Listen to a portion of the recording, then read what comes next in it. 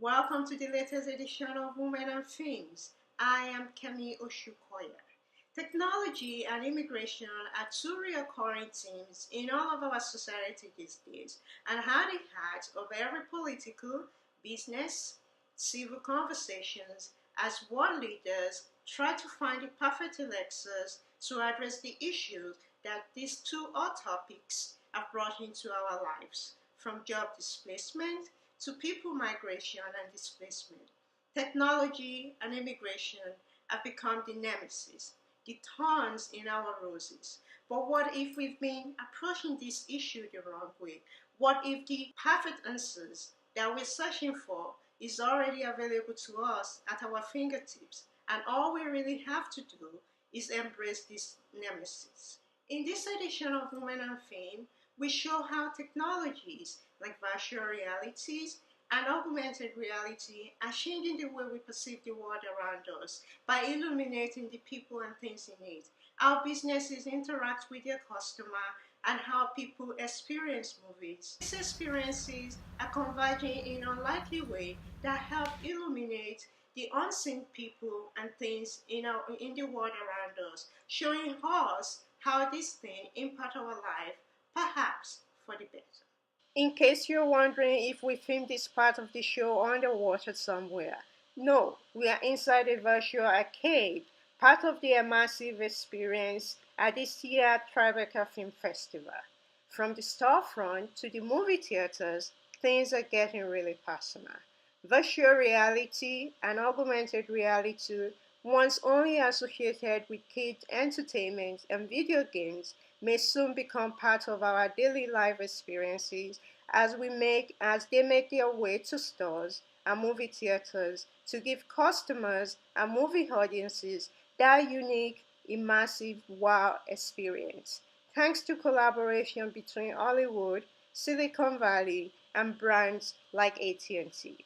I spoke with two AT&T senior executives at the festival to get a sense of how the company is embracing new ideas and technology like VR and AR to transform its business and its store customer experiences. So, what is your connection to the movie? If you can tell me about your background. We are here with AT&T, which is one of the sponsors of the Tribeca Films Festival. We're here for the first time this year, and we're really excited to be experiencing a lot of the VR experiences here. We're thinking about building more of that into the retail environment in our stores. We support flagship locations in many cities throughout the United States, and right now we're working with Magic Leap, which is an AR or augmented reality experience. It's also here at Tribeca. Oh, okay. So you're looking. When do you plan on having this at your stores? So we've actually started launching Magic Leap within our flagship locations and a couple of other retail stores around the country. And without speaking too far into the future, we are planning on rolling out. We don't have a count yet, but it is something that we're looking into the near future and how we can expand that in retail. So by the end of this year, by next year? I would say by the end of this year, we definitely want to. Right now, we're doing a trial, so our goal is to definitely have more locations by the end of this year, and we'll have that plan solidified soon. Okay, so we're currently in Chicago, Boston, San Francisco. With the augmented reality experience, but we also have experience with VR. We put virtual reality in the stores in the past. We have, yeah. So we've had virtual reality experiences. Right now in our flagship stores, we have an entire Game of Thrones takeover that includes a virtual reality experience as well, which also includes 4D elements. So the user has the opportunity to not just see something visually, but to feel the floor move under them. When it's hot, they'll feel the heat. When it's cold, they'll feel cool air. So it really creates that immersive environment for the user. So we've rolled that out for the first time with Game of Thrones, and then in the past we've also done other VR experiences. So customers really enjoy the VR experience, and it really creates that wow factor. For Magic Leap, which is more on the other side of that, which uses spatial computing, and what it does is it layers elements on top of the real world, right? So I can still see the environment. So when customers see that and they see elements layered on top, if they see a White Walker walking towards them within our retail store, it it really creates that wow factor for them, that excitement for them, maybe a little bit of fear, but it's all in good fun. Okay. It's a new experience for our company because AT&T has just started some really wonderful relationships, one of them being with the film festival, but also with entertainment properties as a whole.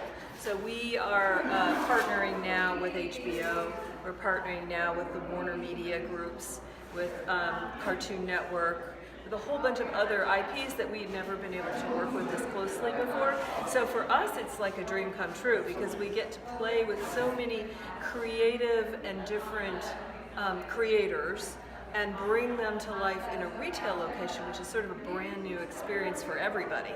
So it's really a cutting edge place to be. I will tell you that I've been involved in film festivals for a number of years now, and they are a wonderful place to share thoughts and feelings and products and experiences, and they are the place where relationships are generated, and then it's almost like a drop of water where all the ripples go out. And so if you come to a place like Tribeca, you experience something, you will see the results of those experiences sort of ripple out throughout the year.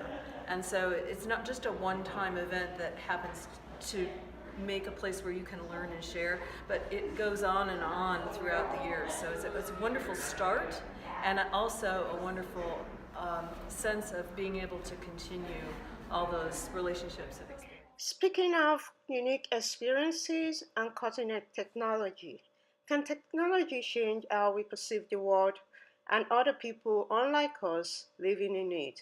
In particular, how we view immigration within our proximity. Hollywood and Silicon Valley seem to think so.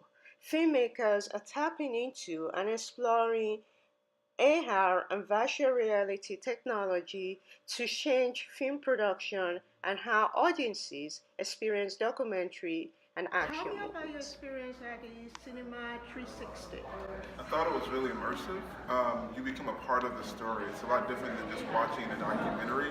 You're right in the middle of it, and so you can turn around and see all parts of the story and see how it all comes together and really get a feel for what the storyteller is trying to convey.